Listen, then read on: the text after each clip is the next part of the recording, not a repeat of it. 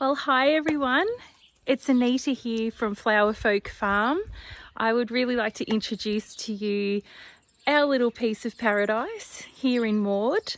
I'd like to thank you for being part of our journey and just for I guess coming along for the ride and for your encouragement and your support in us doing this. It's been a huge step to come out of our comfort zone a little bit and do this sort of thing. So we are just really thrilled to be able to share our farm with you. And I can't think of a better way to start than to introduce you to some of the animals and some of the garden. So today I'd like to take you for a little farm tour and an introduction to Flowerfolk Farm. These are our gorgeous sweet peas that we've started growing this year for the first time, and they've done really well. And this is our beautiful new rose garden, and all the roses in here are heirloom roses with high fragrance, and most of them are actually David Austin variety. Really pretty, gorgeous colours, as you can see here. This is called Diorescence, and we've also got some other beautiful French varieties as well. This isn't a David Austin, but it's a French variety. We've got some more over here that are just about to burst with colour. We've got Just Joey, there's beautiful Abraham Derby there, and I'll just show you the hanging baskets while I'm here because they're just so pretty too. So yeah, we've got some makeshift chairs here for now. But yeah, this is the beginnings of our rose garden. Okay, so I'll introduce you to our farm dogs. On the left, the grey pup is Piper, good girl. And this is our guardian dog, Marima, called Sadie. Good girl, Fluff. We brought Sadie, she's 18 months old now, but we actually brought her specifically to help us with looking after our chickens and our livestock. And as a byproduct, she actually really does help with keeping birds out of the garden as well, for just all the veggies and stuff like that. So she's been fantastic. She's really learning very well. She's been a great addition to the farm.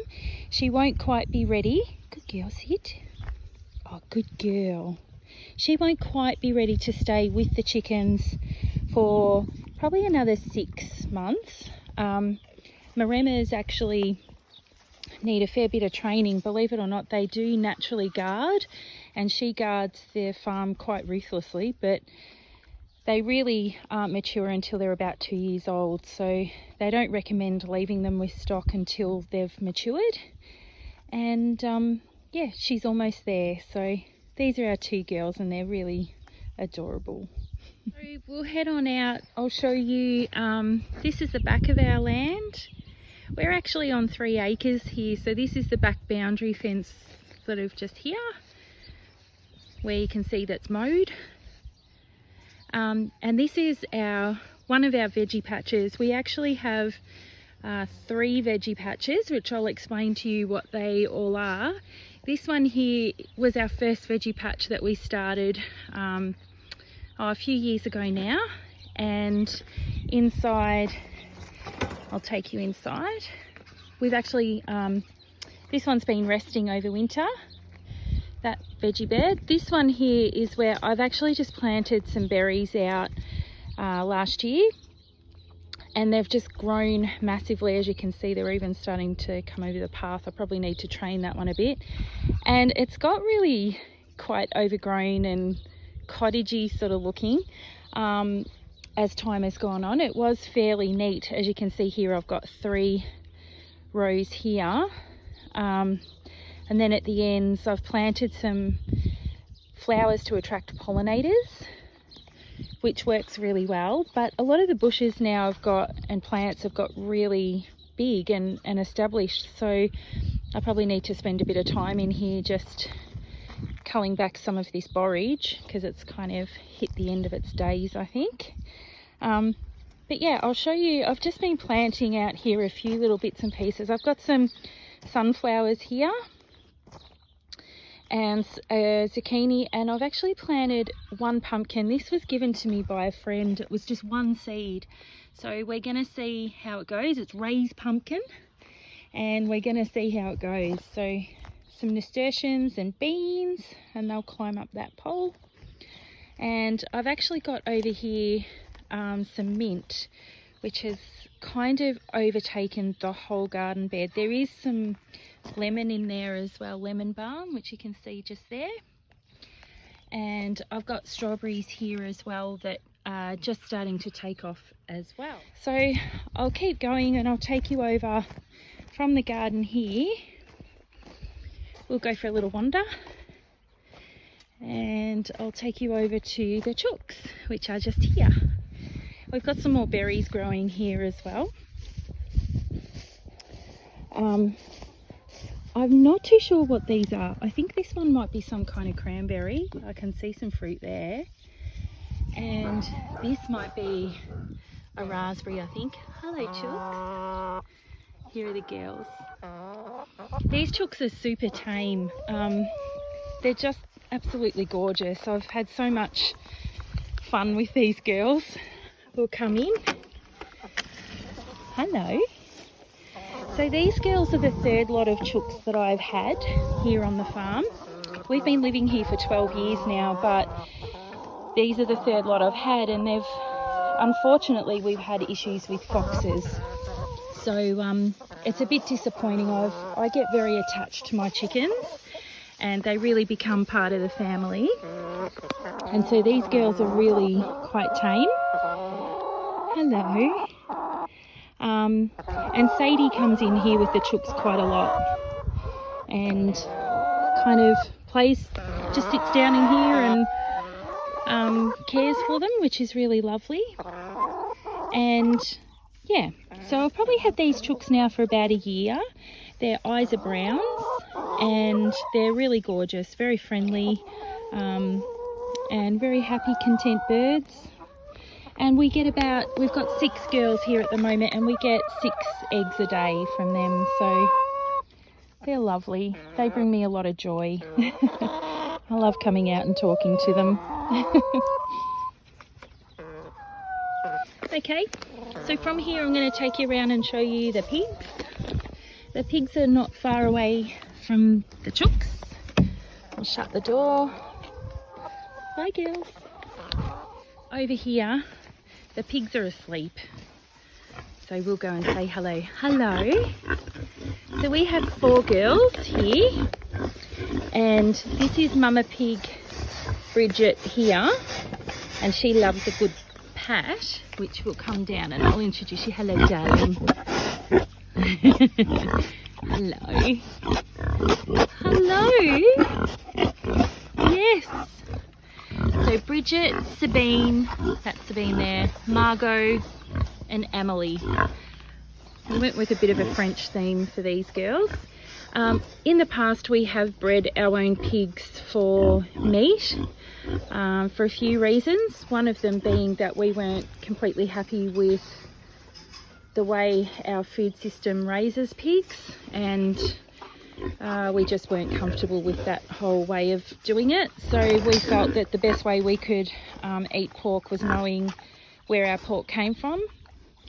And so we decided to do our own pork. We no longer do that because we found a butcher who pretty much does the same thing, and he's better equipped to do it. We just don't have the time anymore to really put into our whole meat production side of it. So for us, you know, we still wanted to be able to eat pork, but to do so knowing full well that the pigs had been treated with respect and had been reared and raised in a free range environment, so they could just be pigs.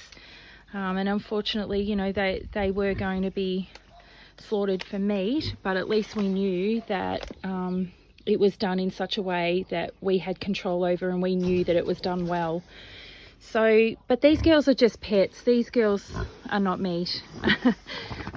They're just part of the farm now. They're part of our system of eating food scraps and producing manure and contributing to the farm that way. Over here, I'm going to show you, this is our biodynamic paddock, and as you can see here, we've actually just recently, last week, ploughed up a little section of, we've ripped up a section of paddock ready for some more seedlings that I'll show you in a minute what we've got to go in here. But with biodynamics, it's really important that you disturb the soil as minimally as possible. So we've just run a ripper through that, and you go at the same pace as what a horse would go. That's the idea. So just keeping it very gentle, working in with nature. We've spent a year actually doing this paddock well. So we've actually planted out a lot of cover crops for 12 months. So we've done 4 now. So we've done 1 each season just to get the soil right. And now we're at the point where this is our little research section where we've been growing certain things. We've had peas in here in this section we've just ploughed up, and we've also got the finishing up now of the peas that we had here. So we had heirloom varieties, purple potted peas and Massey gem. This here is our broad beans, which I'll show you. They're just looking so good. We'll be harvesting some more of these over the next couple of days, but if you look here, you can see they're just so beautiful and plump and ready to go. They look amazing. I've got a really good recipe that I'll be sharing to my social media page for Flowerfolk Farm, so you can follow that recipe there. And yeah, so these ones have been growing really well. What you'll notice is there's a fair bit of dry grass hanging around the edges here. We actually let the weeds grow up around these guys as they were growing, just to offer them a little bit of support from the wind. Because they are a tall crop, they tend to get blown around by the wind. So you'll see I've got a lot of stakes there. That's mainly to stop the dogs from running through them.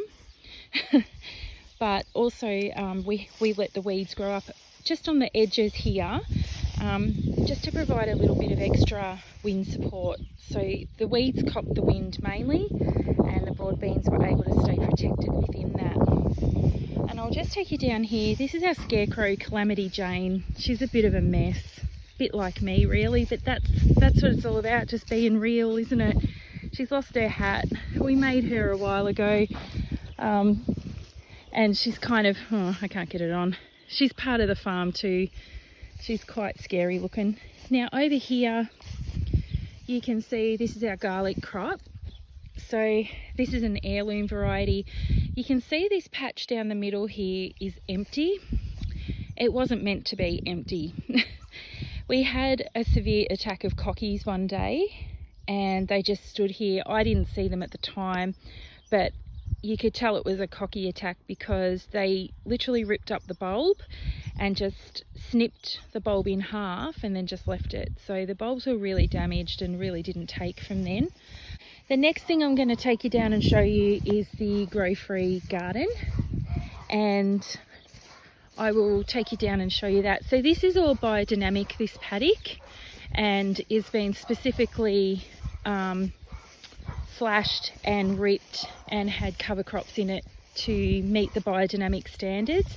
We're not a certified farm yet, and we may never get to be certified, but we do use biodynamic methods and approaches, and yeah, we find that it's just been fantastic for our soil and has really improved the soil quite dramatically. Okay, so this is our latest project, I guess you could call it. It's we have actually started a grow-free share garden at the front of our property, and we have just installed all of this, which we fundraised for. So it's really a community project that has been paid for by community and is for the community. So this is our shed. Whoops, I nearly fell over, sorry about that. Our awesome tank. We've got a beautiful, I don't don't know if we're going to use this as a garden bed or a composting station, but it was donated by a permaculture group for the garden. So we've got a beautiful alleyway here. I have a whole lot of things, including beans that we've grown from seedlings. We've got, in this section of the grow-free garden, we've got a whole lot of tomatoes and snow peas planted. And they've really taken off in the last week since we had some nice weather. And I'll walk you down here. You can see the silver tape. We've actually got that to deter the birds. We have a really bad cocky problem out here. They just sort of wreck everything. So we've had to, between Sadie and these, we've managed to keep everything pretty happy and healthy. We've got some basil mint here, rhubarb and lettuce and berries. Some little scallopini squash planted. I actually saw one. I'll see if I can show it to you. Yeah, here it is here. Look, it's our first one, which is awesome.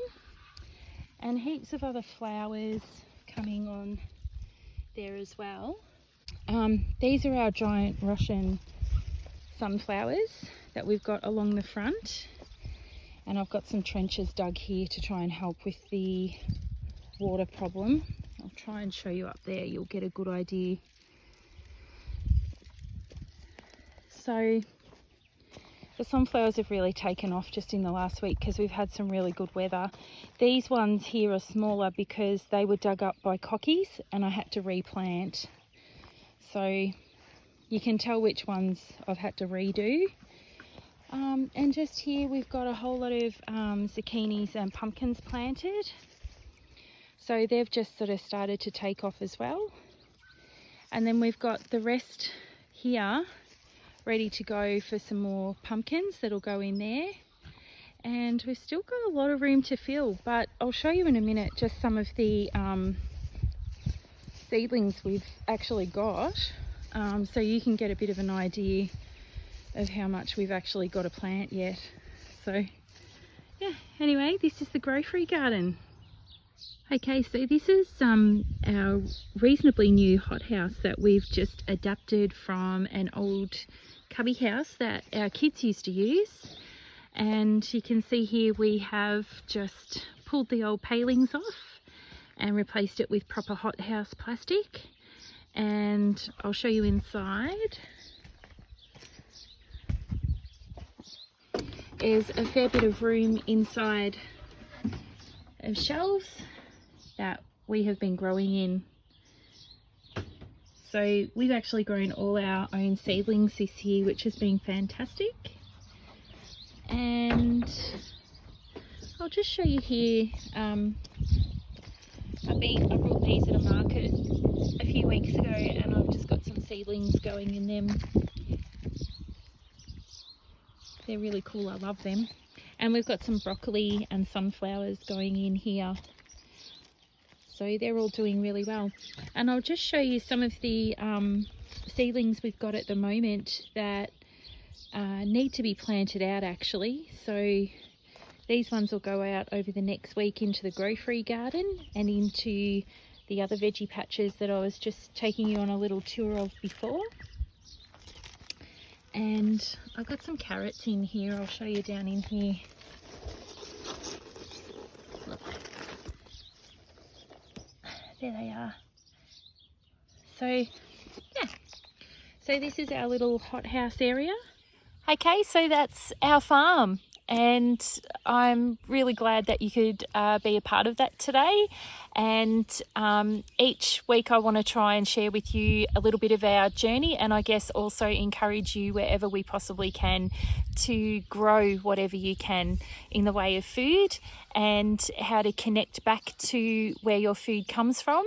That's, I guess, our passion, and why we're doing what we're doing is we really want to inspire and connect with you. So thanks for being a part of it, and I look forward to seeing you again soon. But for now, it's bye from us at Flowerfolk Farm. I hope to see you again soon. Bye.